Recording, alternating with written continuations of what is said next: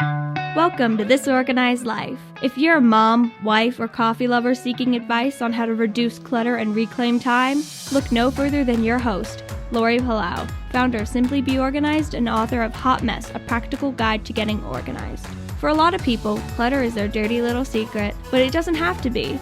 Each week, we will share practical tips, chat with experts, and provide strategies on how to keep you organized. I hope that by sharing our stories, you feel a little less alone and more empowered to tackle the areas that are holding you back. So let's get started!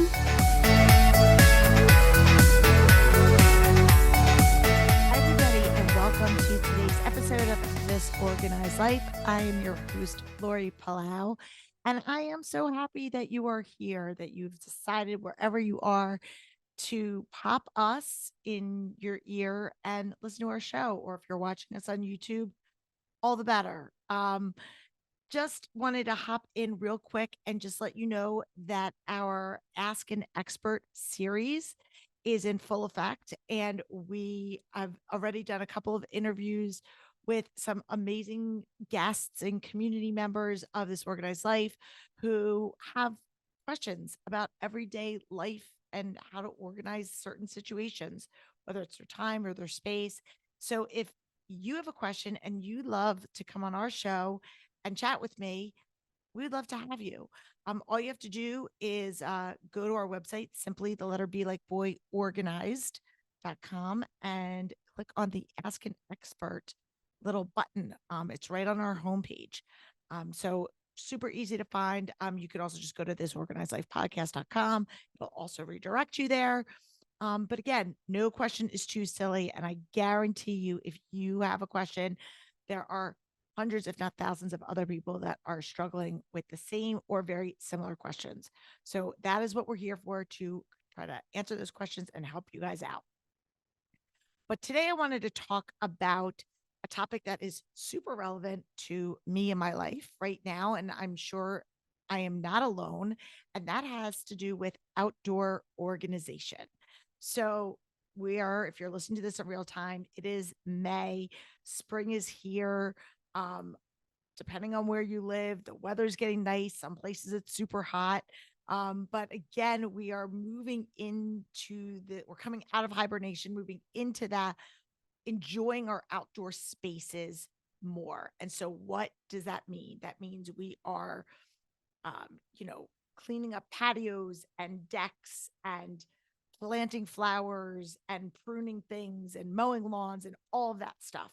But with that comes a level of time and a level of physical organization.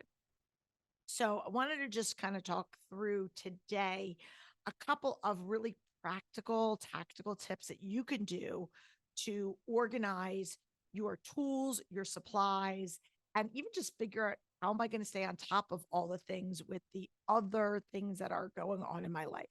Because outdoor organization, when we start to live out, bring the outside in, it becomes an extension of our home organization. And I talk about this a lot when it comes to garages, where garages or basements or attics oftentimes become almost like the afterthought, because they're not your prime living spaces, right? You think about this places that you frequent all the time, your kitchen, bedrooms, bathrooms, all that. But it's easy to kind of shut the door and ignore some of those other spaces. Well, for a lot of people, again, depending on where you live, but I know like where we live in the Northeast, in the wintertime, we're not really utilizing our outdoor spaces. It's cold, it's snowy, things go dormant. And so we don't have to necessarily give the mental bandwidth to think about, how am I going to handle, or how can I stay on, how do I stay on top of organizing those outdoor spaces? But now that the weather's nice and we are using our outdoor spaces more often, keeping them neat, clean, tidy, organized, welcoming are things that are on the top of our to-do list. So I've been spending a lot of time kind of in that planting mode, getting that spring stuff going. So the first thing I want to talk about is about gardening supplies. So whether you have a little garden, whether it's, you have a little tiny footprint, or you have a big sprawling garden, you're probably going to have some sort of gardening tools and supplies.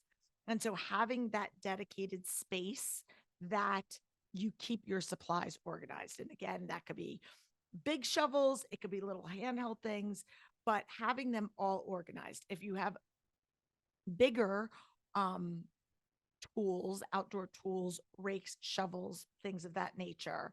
I love using vertical space.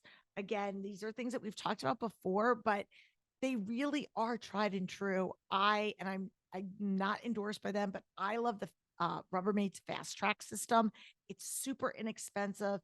You can get it at big box stores. You can buy them on Amazon, but it's a simple track and rail system, and you just put it into a stud, or you can use an anchor and just hang it into drywall. And they have all these different attachments, and it's easy to get all of your, like I said, rakes, shovels, all the things off of the ground and up on the wall. And they're easy to find, and it frees you up of all that floor space. So bigger supplies, I love that. Now, if you're talking about your smaller things, like if you're digging in for like a pot and you have got like the little rakes, the little like, caddy, all the little things um, that go with it, a caddy works perfectly. So I have like a portable little tool caddy or bucket that I just have all the little gardening tools that I need when I'm planting in my garden. And those you could store on a shelf. If you have a gardening shed, great. If you don't have a gardening shed, if you're carving out a spot of your garage or wherever you store your stuff, um, that's where I would keep that. But again, you want to just keep your most used tools, like little like pruners, things that you do use often. You want to keep them somewhat accessible. So again, grab and goes, things that you could carry around the garden. The third thing I want to talk about is labeling. If you have larger supplies, maybe you have them in a bin.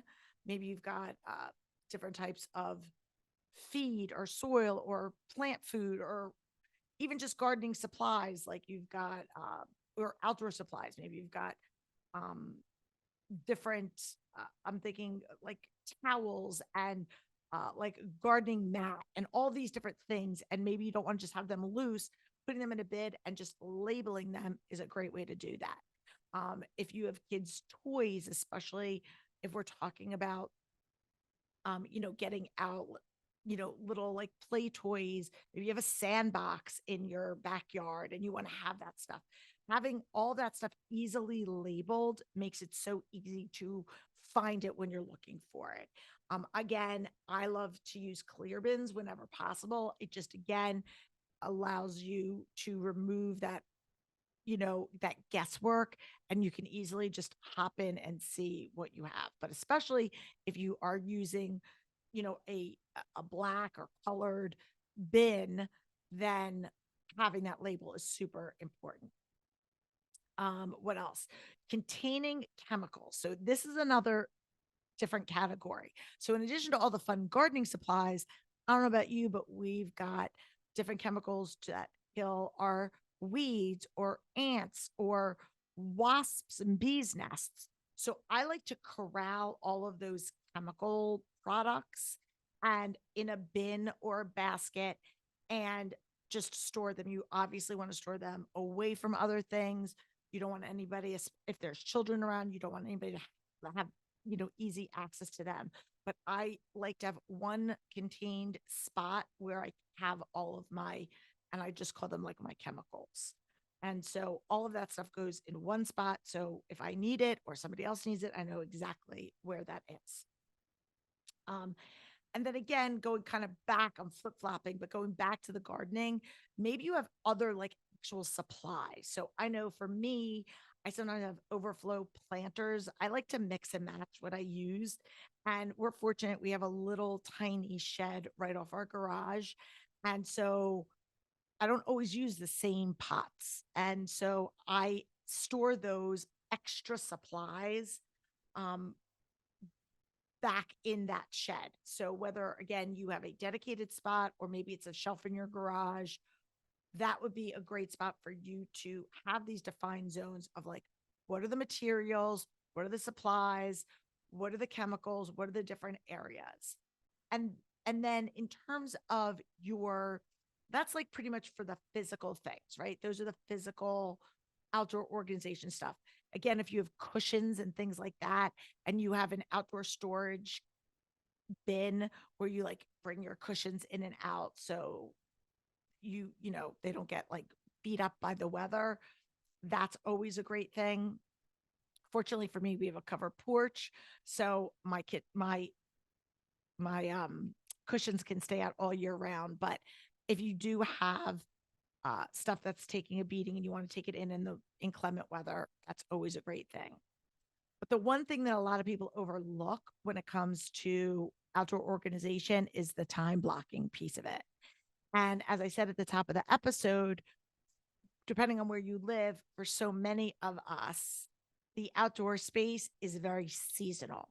And so we don't have to, when we're thinking about how we spend our time and what we like have to clean in our homes and how much time we spend to that, we are now reincorporating at this time of year, taking, doing the gardening, weeding, planting flowers, mowing the lawn, power washing your house, all of these different things that have to happen or that you want to happen, and deciding how and when am I carving out time to do this? Or am I going to be delegating this to somebody else? Am I hiring a landscaper? Am I hiring somebody to cut my lawn? Am I going to do all the planting myself? If so, when am I going to do it? Am I doing it after work? Am I doing it on the weekends? What does that look like? If I'm going to be weeding and pruning, all of that stuff, is that something that I want to do? Or is that something that we are going to hire somebody or delegate that to a family member in the house? So these are really important things because I know my schedule is pretty busy all the time. And so things have to shift. I enjoy being outside and planting, and I've been spending a lot of time the past few days, as it's been nice, out in my own garden, doing things, planting, pruning, all of that fun stuff. But those couple hours that I spent outside were hours that I took away from something else. So just being realistic about what your bandwidth is really important. And that's when these kind of family meetings are important, looking at who's doing what do we like to do, what do we not like to do. I mean, even taking time to water your flowers every day is a job, and maybe that's something that you can delegate to your kids. But if you're somebody that enjoys an outdoor space and wants to incorporate that as part of your living, then we need to figure out how can we organize the space and our time for whatever that period of time is that we're going to be really actively using that space. So those are my tips for organizing your outdoor area. As we're heading into kind of the next couple of weeks, it's going to be Memorial Day and backyard barbecues and all that stuff. I know it's always fun to be able to enjoy our outdoors, um, having supplies on hand like bug spray, citronella, all of those things just make it more enjoyable. If you're having a fire pit, having your firewood, starter wood, all of that stuff is really, really, all those details make it fun and enjoyable for everybody. So I'd love to know your organizing tips. If you have any that I didn't mention, please either shoot us a DM, write us an email, let us know, because I love to hear what you're doing. So happy spring, everybody, and cheers to an organized spring season. I'm Lori Plow. Until next week,